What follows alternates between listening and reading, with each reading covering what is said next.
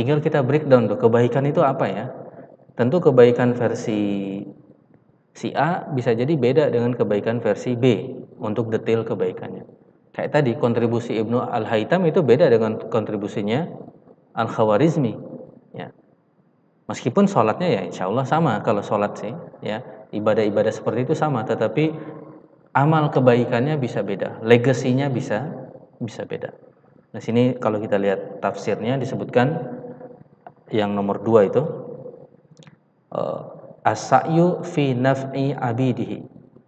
Jadi if'alul khair itu apa? As-sa'yu yang nomor 2, berjuang, berusaha fi naf'i abidihi, memberi manfaat kepada abid atau hamba Allah SWT.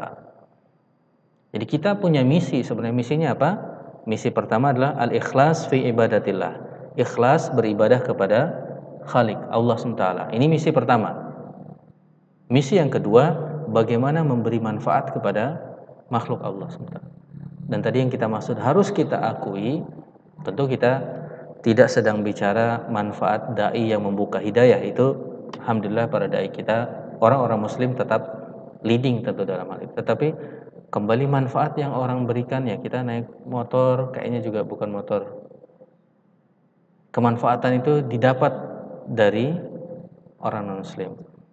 Kita makan dan lain sebagainya, termasuk teknologi-teknologi yang dipakai untuk bangun masjid dan lain sebagainya. Ya. Padahal kita harusnya kita yang seperti itu. Jadi kalau ada sebuah kemanfaatan yang bisa dipakai oleh peradaban manusia, harusnya kita yang bikin. Harusnya umat muslimlah yang bergerak karena modal ini. If'alul khair, berusahalah untuk memberi manfaat. Ya. Nah ini perjuangan kita nanti sebenarnya hulunya adalah perintah atau misi untuk memberi manfaat ini. Jadi semangat berkarya memberikan manfaat, ya inilah energi inovasi mereka. Kalau kita lihat misalnya energi inovasi ini, istilahnya kita dari Al-Khawarizmi, ya. Kalau kita lihat dalam karya Al-Khawarizmi, setelah di awal beliau memuji Allah SWT, jadi kayak kitab-kitab kuning versi non syar'i lah ya. Jadi kalau pembukaannya lihat hadza kitabun wada'uhu Muhammad ibn Musa Al-Khawarizmi. Ini kitab yang ditulis oleh Muhammad bin Musa Al-Khawarizmi. Iftatahu bi an qala, beliau dibuka dengan berkata alhamdulillahi ala na'imihi bima huwa ahluhu min maham. Jadi beliau memuji Allah SWT. Jadi mirip kitab-kitab syar'i lainnya. Dan di bawahnya yang penting, mengapa beliau menuliskan buku itu? Lima yalzimun nas minal hajati ilaihi, karena keperluan manusia terhadap hal yang beliau tulis. Jadi motivasinya kalau teman-teman baca muqaddimahnya Imam Nawawi dalam menulis misalnya Arba'in Nawawi juga sama. Mengapa Imam Nawawi nulis itu? Kalau teman-teman baca di muqaddimahnya, karena saya melihat umat ini perlu kepada buku yang simple. Al-Khawarizmi menulis mengapa beliau mengajarkan tentang matematika, karena dia melihat umat ini perlu, kalau dalam versi bahasa Inggrisnya ini disebutkan, Al-Khawarizmi emphasize bahwasanya people itu penting memerlukan ya concerning the matters of inheritance. Apa inheritance? Waris ya. Masalah waris itu kan ada matematikanya, ada hitung-hitungannya.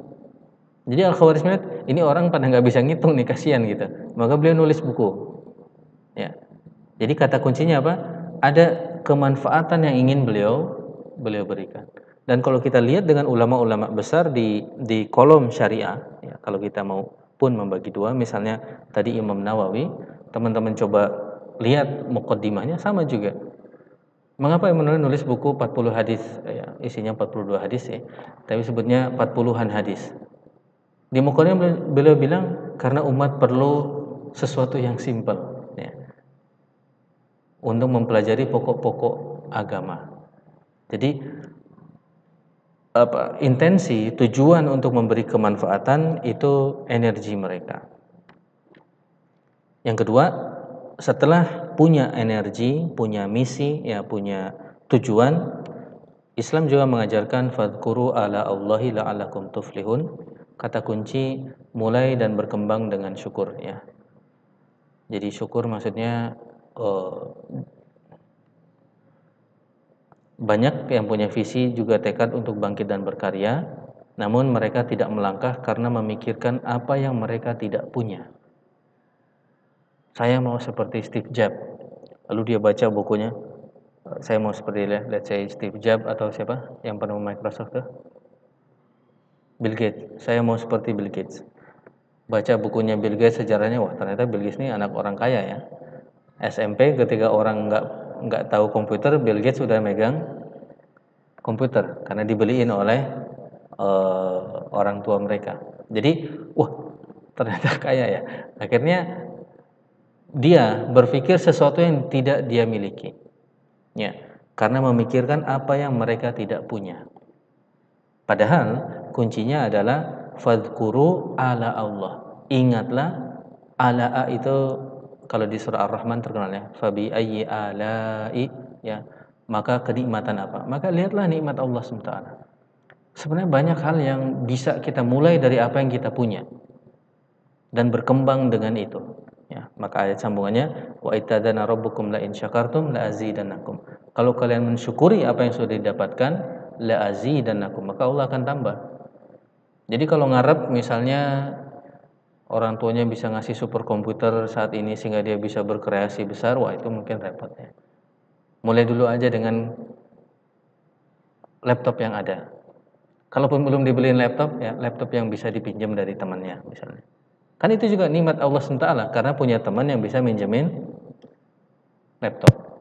Kalau nggak punya teman, ya mungkin punya akses ke kampus yang punya lab komputer yang itu bisa dipakai. Artinya coba lihat apa yang masih bisa kita manfaatkan dan mulai dari situ. Syukuri itu. Ya, jangan pernah memikirkan mulai dari sesuatu yang kita tidak punya. Wah, kalau saya kuliahnya bisa di MIT mungkin saya, wah itu nggak jalan-jalan itu. Ya. Jadi bertahap-tahap dulu, mulai dari apa yang kita bisa. Oke, kalau memang merasa perlu untuk kuliah di sana, berpikirnya mundur lagi. Oke, untuk bisa kuliah di mana, di situ saya perlu apa. Jangan berpikirnya, wah supaya lolos MIT harus bimbel nih. Browsing harga bimbel, wadah mahal banget ya bimbelnya. Akhirnya nggak bergerak orangnya seperti ini, akhirnya nggak pernah bergerak karena selalu mentok ya. Karena dia memikirkan apa yang dia tidak punya. Poinnya adalah mulai dan berkembang dengan syukur. Syukuri apa yang kita bisa. Dan dalam konteks ini, ya kalau boleh saya melihat, karib itu mungkin juga suatu hal yang perlu disyukuri. Karena punya lingkungan yang mungkin bisa jadi tempat untuk berkembang bersama, tempat untuk diskusi bersama, tempat untuk saling sharing, tempat untuk bisa minjem laptop tadi. Ya. Kalau memang temannya punya laptop, ya dia mungkin bisa minjem laptop. Kalaupun dia sudah punya laptop, jangan-jangan dia perlu laptop 2 karena mau eksperimen apa misalnya. Kalau ada temannya kuliah di misalnya Ismail kuliah di IT, padahal dia perlu akses ke lab di IT misalnya, itu yang disyukuri.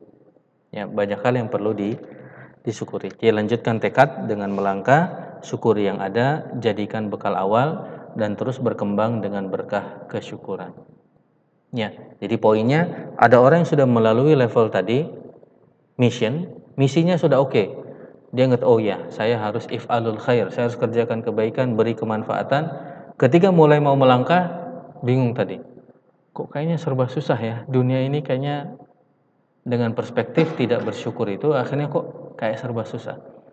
Padahal banyak orang tadi, Ibnu Al-Haytham saja meraih produktivitasnya justru ketika di penjara. Seandainya Ibnu Al-Haytham mungkin waktu di penjara dan bersikapnya anti kesyukuran tadi, berharap wah kalau saya di sini sendiri mana bisa produktif nih, saya kan harusnya ngumpul dengan teman-teman di tempat ngumpulnya tadi. Ya, kembali kalau berpikirnya anti kesyukuran, artinya dia tidak melihat apa yang bisa dia manfaatkan saat ini, umumnya akan mentok. Pakai apa yang bisa, lihat apa yang bisa dia manfaatkan, dan berkembang dengan berkah kesyukuran. Berkah kesyukuran itu ya itu tadi, manfaatkan. Ya. buku yang ada, manfaatkan dengan baik, coba pelajari dengan baik ya. Sekolah yang ada sekarang ya, karena di sekolah di sana ada guru-guru, manfaat dengan baik dan lain sebagainya. Dan yang ketiga tentu harus dibayar dengan kesungguhan. Ya. Ini ajaran Islam. Jahidu fi sabilihi la'allakum tuflihun. Emangnya Imam Bukhari itu meninggalkan legacy seperti sekarang nggak pakai perjuangan? Kalau kita jadi Imam Bukhari dan kita bawaannya mager terus, itu kapan terkumpul hadisnya itu? Nggak ngumpul-ngumpul hadisnya kalau bawaannya ya mungkin besok lah ya. Mungkin pekan depan deh saya ke kota lain ya untuk mengumpulkan hadis tadi. Ya. Jadi teman-teman sekalian betul-betul harus dibayar dengan kesungguhan. Ini kalau tadi bicara Bill Gates. Bill Gates itu di antara dalam sejarah hidupnya dia pernah hidup di dekat University of Washington ya, tinggalnya dekat University of Washington. Dia perlu akses komputer yang agak canggih, yang itu ada di lab kampus tersebut. Setelah dia lihat ternyata komputer itu bisa dipakai di waktu dini hari, baru kosong. Maka apa yang dilakukan Bill Gates? Dini hari dia bangun dari rumahnya, dia datang ke lab itu dan dia kerja di waktu dini hari itu eksperimen di komputernya University of Washington. Dan itu diketahui akhirnya terungkap setelah lama, makanya ibunya baru menyadari pantesan anak ini kalau pagi itu susah banget bangun gitu. Karena dia padahal sekitar ya pagi-pagi itu dia baru pulang dari University of Washington. Ya. Poinnya adalah harus dibayar dengan kesungguhan, harus dibayar dengan kerja keras. Tidak mungkin dengan ya santai-santai. Itu baik dari ulama syariah, Imam Syafi'i. Imam Syafi'i meninggal dalam, tahu nggak penyakitnya Imam Syafi'i yang membawa beliau meninggal? Tentu atas izin Allah SWT. Tapi beliau sakit apa? Kurang keren sih ya sakitnya. Sakitnya apa itu? Keluar darah dari duburnya. Istilahnya apa? Ambeien ya? Ambeien ya. Karena memang jam duduknya beliau itu luar biasa. Beliau duduk terus gitu. Jadi beliau nulis terus dan ya duduk terus. Dan di usia 54 tahun ya karya beliau sebagaimana kita ketahui luar biasa karyanya. Itu ulama-ulama besar di bidang Islam. Ya. Dan kalau kita lihat Ibnu Al-Haytham tadi, Al-Khawarizmi tadi, di balik semua itu pasti ada kesungguhan. Ya. Bahkan teman-teman ada aturan yang secara empiris menarik, itu aturan 10.000 jam. Pernah dengar aturan 10.000 jam? Yang mungkin menarik untuk dicatat. Kalau seseorang mau menjadi expert di sebuah bidang, at least dia harus punya jam terbang 10.000 jam. Sehingga tadi yang kita bilang portofolio itu penting. Perlu dibangun sejak awal. Dan ada sebuah buku yang menghitung 10.000-nya itu banyak tokoh-tokoh dihitung. Satu-satunya Bill Gates tadi. Yang iPhone ini dihitung. Memang mereka biasanya mulai dari awal lebih cepat menemukan tujuannya dan mereka mengakumulasi jam terbang tersebut. Saya tidak tahu siapa namanya, Mas? Andi. Ya, misalnya pengennya jadi ahli apa nih? Atau ya berkarya di bidang apa? Ada jawabannya? Sudah ada jawabannya? Nah, apapun bidangnya itu, ya menurut 10,000 rules tadi, 10,000 hour rules, 10.000 jam, maka dia harus punya pengalaman 10.000 jam di bidang itu, ya, jam terbang. Dan itu sebenarnya diantara yang diinginkan dari sekolah ya. Sejak SMP sudah belajar memecahkan soal fisika, matematika, minimal berharapnya sudah ada akumulasi.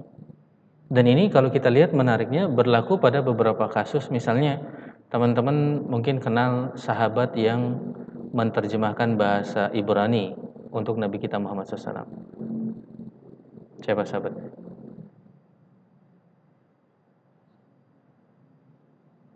Uh, Siapa sahabat? Zaid bin Thabit. Zaid bin Thabit itu memecahkan bahasa Ibrani itu sekitar usia dia 11 atau 12 ya, atau mungkin 13. Pertanyaannya, kok bisa ya? Kita sering, kalau boleh saya bilang, agak tertipu dengan cerita bahwa Zaid bin Thabit mempelajari bahasa itu dalam waktu kurang dari 1 bulan. Nah, mungkin pernah dengar cerita itu. Zaid bin Thabit mempelajari bahasa itu dalam waktu kurang dari sebulan. Tentu mungkin dalam artian dari sudut pandang karamah orang-orang soleh itu mungkin. Tetapi pelajaran yang justru penting, kita lupa bahwa Zaid bin Thabit sejak dia bapaknya meninggal, itu di Madinah memang sekolah di sekolahnya orang-orang Yahudi. Kan Madinah itu ada orang-orang Yahudi di Madinah. Dan anak-anak kecil sebagian itu punya akses untuk sekolah ke sekolahnya orang Yahudi.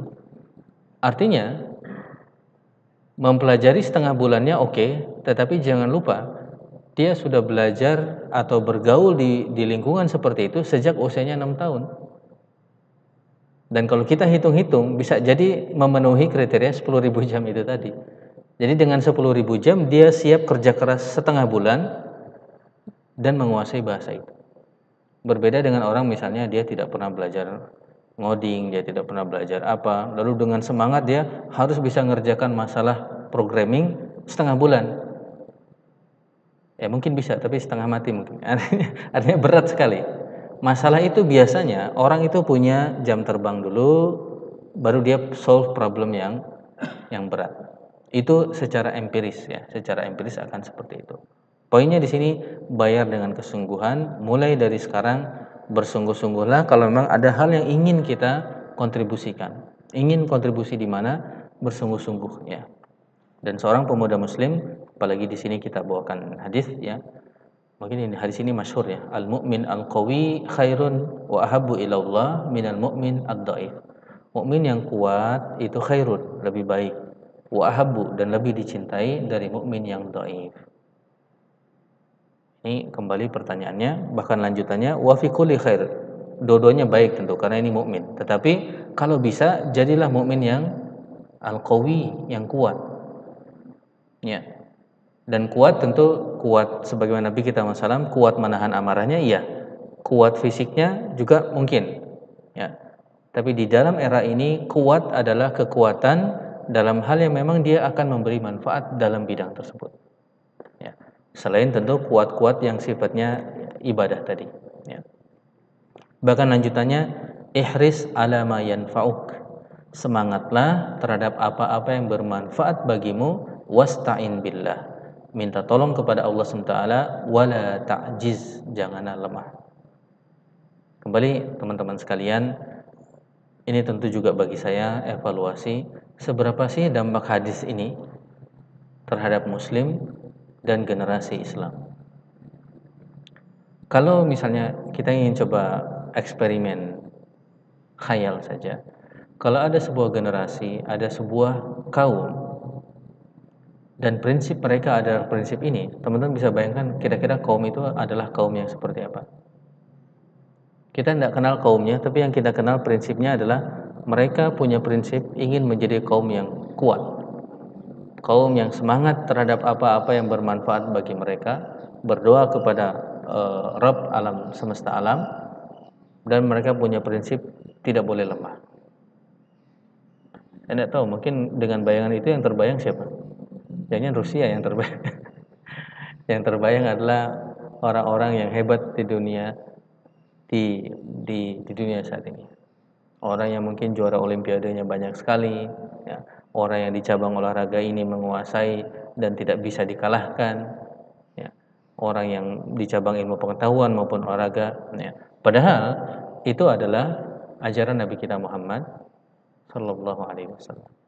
Makanya dengan segala introspeksi dan kerendahan hati, kita agak mengakui, kalau teman-teman coba cari, ada indeks namanya Islamicity Index. Ada yang pernah dengar? Islamicity Index, indeks keislaman. Tapi ini dalam kerangka netral ya. Dalam kerangka netral ditulis dalam sebuah jurnal, Islamicity Index, indeks keislaman. Jadi orang-orang coba melihat berdasarkan hadis dan Al-Quran, menurut yang tentu bisa jauh yang bisa dilakukan, kira-kira Islamicity Index itu apa?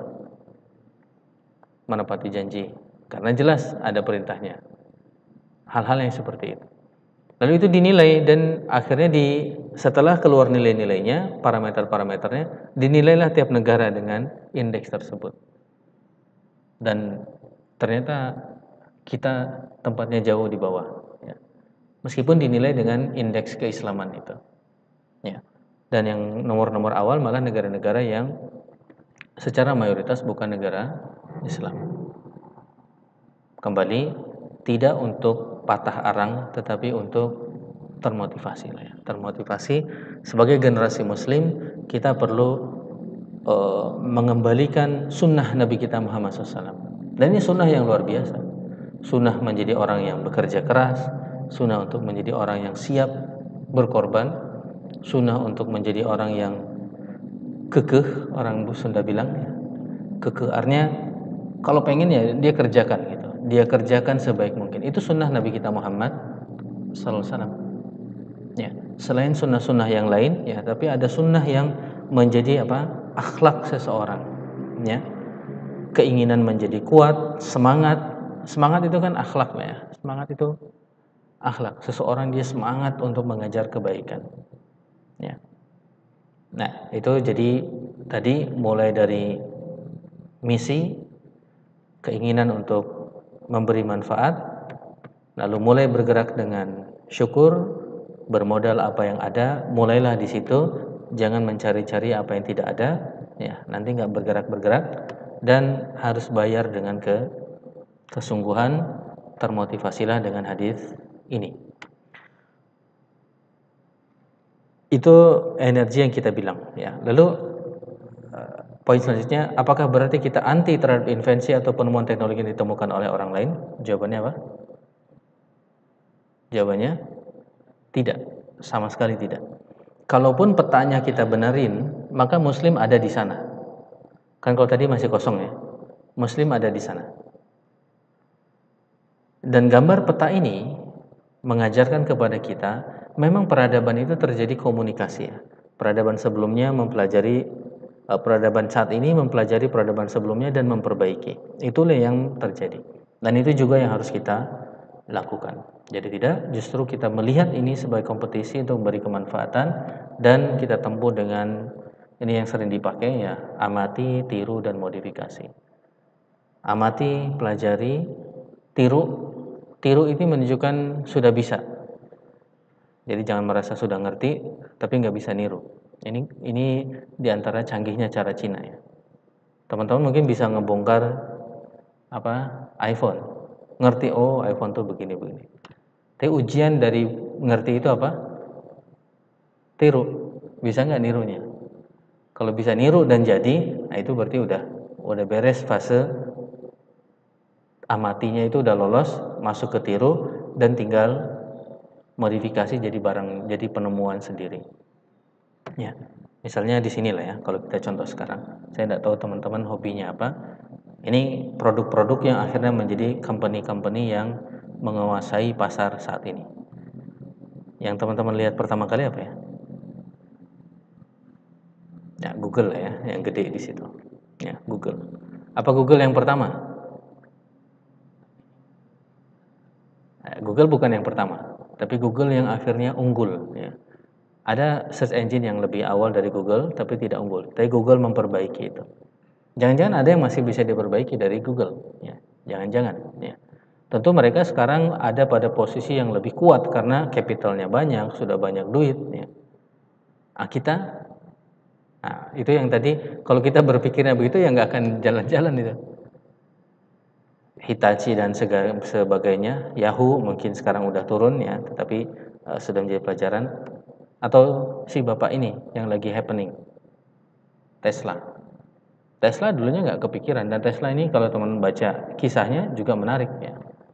Sempat susah lah, artinya sempat dalam masa-masa yang nggak jelas. Akhirnya, tapi tadi tentang perjuangan Tesla ini, siapa Elon Musk ini,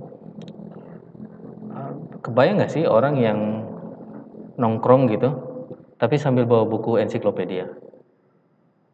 Jadi dia baca buku ensiklopedia secara detail tentang roket itu seperti apa, dan dia tulis dengan detail roket itu komponennya apa aja dan lain sebagainya. Ya. Selain tentu dia punya modal ya, karena dia bisa kuliah di fisika dan lain sebagainya. Tetapi poinnya harus ada bayaran kerja kerasnya. Kalau tadi mobil, dia bikin juga SpaceX. Ini tentu hal yang luar biasa, nggak kebayang sebelumnya ya. Dulu roket itu cuma sekali, lalu hilang itu roketnya. Sehingga mengirim benda ke luar angkasa itu mahal sekali. Elon Musk mikir, kalau roketnya balik lagi gimana ya? Jadi dikirim, roketnya balik lagi, berdiri lagi. Sounds impossible dulu. Tapi matematikanya ada, fisikanya ada, dikerjakan, kejadian kan? Meskipun banyak yang gagal juga di awal-awal gagal, ya. Tetapi akhirnya kejadian, ya. Nah, konsep-konsep seperti ini yang mungkin perlu diamati, tiru dan dimodifikasi. Ada keberanian untuk mencoba dan ada usaha-usaha untuk mengulang terus. Kalau teman-teman lihat detailnya, ada titik-titik yang sangat mungkin dia berhenti, ya. Ini smartphone yang tadi ya juaranya sekarang ternyata Oppo ya. Kalau dari sisi market share 2000, tapi ini di kuartal ketiga 2020. Oppo, Samsung, Vivo, Xiaomi, Realme. Mungkin yang pakai iPhone masih sedikit lah ya. Sedikit aja, tapi yang kebanyakan malah Oppo ya. Tapi kalau mereka tetap berinovasi ya bisa jadi kesalip ya. Karena saling salip menyalip ini juga rajin, maksudnya sering terjadi. Misalnya Nokia dulu jagoan, sekarang hilang ya. Sekarang hilang. Artinya bisa jadi yang kemarin nggak ada pun tahu-tahu menang ya. Atau mobile app misalnya yang sekarang ini market share-nya Facebook paling gede, yang kiri mobile app sosial media, yang kanan game misalnya. Ya, tentu mungkin kalau kita bisa create game yang seru dan baik dan secara syariat tidak bermasalah, ya itu lebih baik daripada menjadi konsumen. Atau ini energi, ini masuk di bidang saya, ya tentang energi, ya karena masalah dunia ini juga energi, ya meng-create teknologi yang bisa melahirkan energi baik dari coal, gas, hydro, nuklir, solar, wind, geothermal, tidal, oil dan others. Ya, ini konsepnya adalah amati, tiru dan modifikasi. Oke, ini terakhir tentang siklus inovasi. Dan jadi kalau lihat di sini siklus dimulainya dengan apa? Isu. Ada masalah. Karena ada masalah, untuk bisa masuk perlu ada orang yang think, mikir. Kalau tidak think, biasanya dia tidak sadar ada isu. Ini kalau masalah sih selalu ada sebenarnya, masalah selalu ada. Tapi tidak semua orang think. Sama seperti tadi, roket itu mahal ya. Siapa yang memikirkan roket mahal? Sebagian memikirkannya, ya emang mahal. Namanya juga keluar angkasa ya memang mahal gitu. Jadi dia tidak melihat ada solusi. Dia melihatnya, ya mahal lah kalau mau keluar angkasa ya mahal. Kayak Jepang akhirnya punya masalah ketika misalnya perjalanan dari Tokyo ke Kyoto itu ditempuh dalam waktu yang lama. Kalau orang tidak mikir mungkin ya memang lama, masa pengen cepat dari Tokyo ke Kyoto kan memang jauh gitu. Tetapi karena Jepang saat itu dituntut untuk bisa dari Tokyo ke Kyoto dalam waktu 8 jam karena ada olimpiade ya kalau tidak salah. Mereka tuan rumah olimpiade atau tuan rumah Piala Dunia, saya lupa. Karena mereka punya stadion di beberapa kota itu dan harus bisa commute ya, bertransportasi dalam waktu yang singkat, mereka jadi mulai mikir. Jadi salah satu titik penting adalah think, mikir. Ya, memikir, oh iya ya ada masalah ya. Karena kalau biasanya orang yang mikir duluan dia lebih awal karena dia mikirin duluan. Kayak Elon Musk tadi mikirin duluan. Dia mikirin dan tapi tidak cukup di think ya. Di sini you need ideas. perlu ide.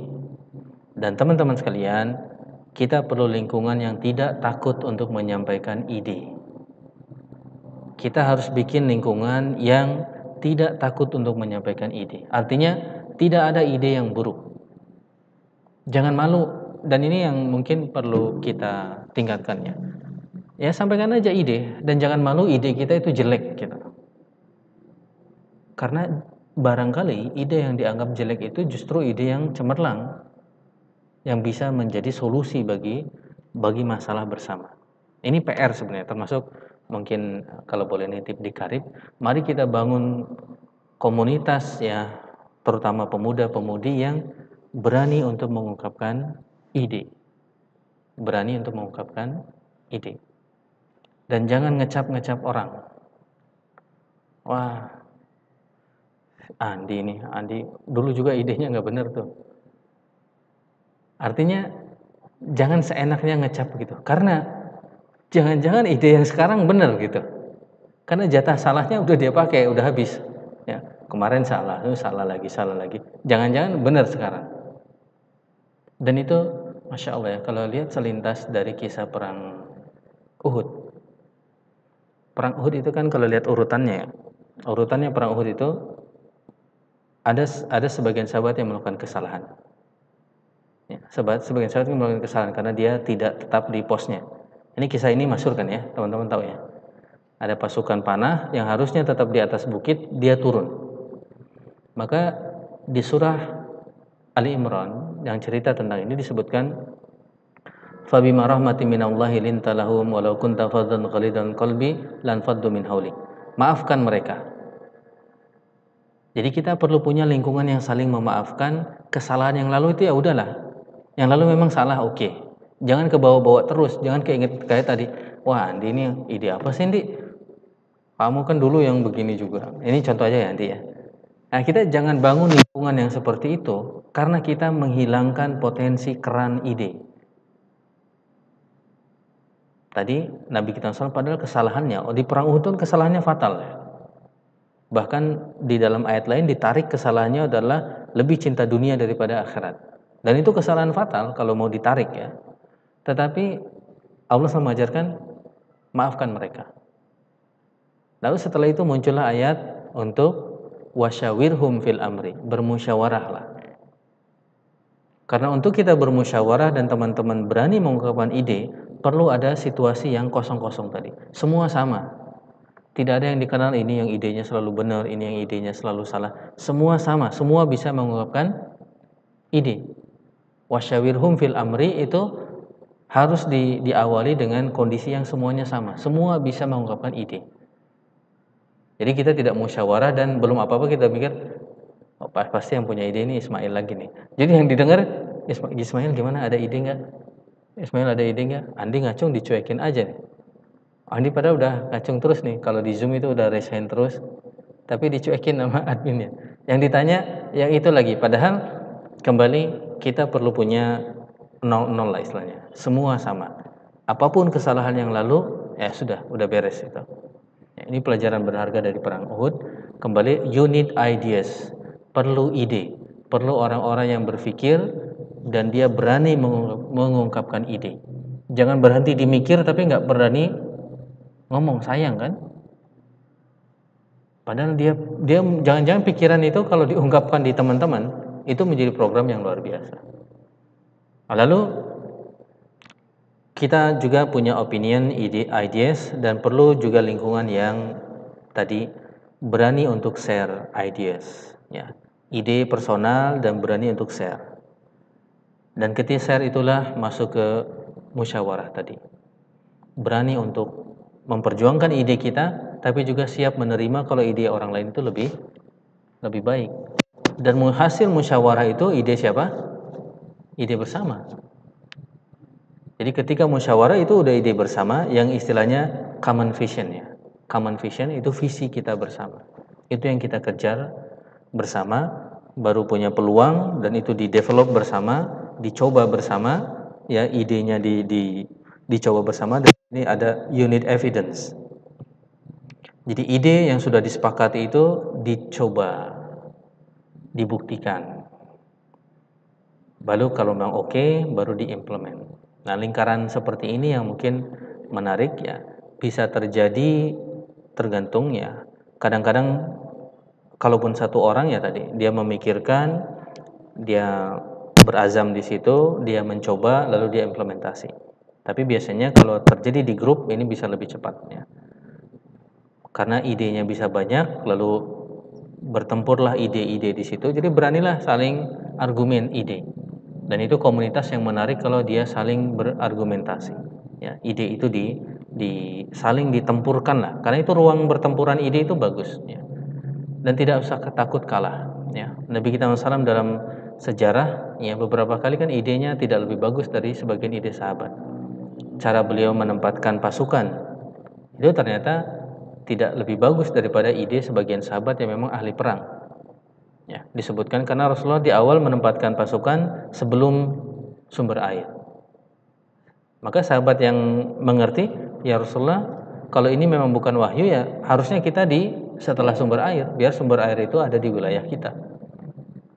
Jadi Nabi kita SAW pun idenya atau pendapatnya yang bukan wahyu itu bisa diganti oleh orang lain. Ya, ini siklus inovasi yang mungkin menarik. Ada masalah dimulai dengan think, berpikir, lalu harus share ide-ide tersebut, dan akhirnya kalau dalam surah Ali Imran tadi apa? Wasyawirhum fil amri. Lalu dari musyawarah ujungnya apa? Wa idza azamta. Nah, musyawarah itu harus berujung kepada azam. Apa ya? Tekad bersama. Setelah itu baru implement. Tawakal kepada Allah Subhanahu wa taala. Ya, jadi itu beberapa langkah. Oke, Muslim era emas telah memainkan perannya. Mereka sudah membangun sesuatu yang luar biasa. Kita pelajari tadi. Ini tanda tanyanya di sini nih. Ini modern day civilization, kita tahulah siapa pemenangnya. Ya, dengan segala kerendahan hati kita harus akui itu. Ya. Yang masalahnya next siapa nih? Kita Indonesia salah satu yang banyak diharapkan sebenarnya. Karena kita katanya punya populasi pemuda yang banyak, ya. Jadi kita, apalagi kita populasi kaum muslimin yang banyak juga, terbesar di dunia. Jadi orangnya banyak, pemudanya juga paling banyak. Nextnya ini yang justru penting, ya. Tadi generasi emas era Al-Haytham, ya, dan lain sebagainya. Jika generasi yang kreatif saja untuk memberi manfaat itu bisa dihilangkan. Jadi orang-orang hebat itu tadi kan hilang dalam sejarah. Mereka sebut Dark Ages. Padahal itu hebat. Yang begitu aja bisa dihilangkan, apalagi generasi-generasi yang mager ya. Generasi yang bagaimana, dan generasi yang kehilangan energi inovasinya atau energi cinta untuk memberikan manfaatnya tadi. Jadi yang hebat aja itu bisa dihilangkan. Jadi muslim itu yang hebat aja bisa hilang dalam sejarah. Apalagi yang tidak berkarya apapun. Ya.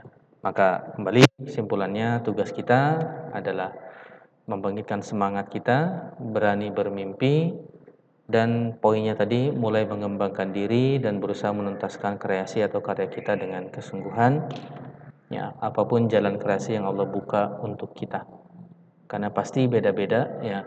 Pasti apa yang Allah bukakan beda. Saya misalnya Allah bukakan untuk sekolah tentang reaktor nuklir misalnya. Teman-teman mungkin sekolahnya beda, peluangnya beda, ya, kesempatan-kesempatannya beda, ya, bertemu dengan orang yang juga berbeda, bertemu dengan kelompok yang berbeda. Mari kita lihat itu sebagai yang Allah buka.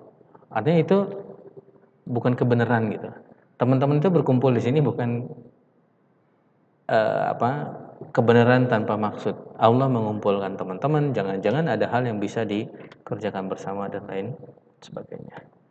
Dan ini bersinergi untuk melahirkan kemanfaatan yang lebih besar. Demikian, alhamdulillah, wassalatu wassalamu ala rasulillah. Semoga bermanfaat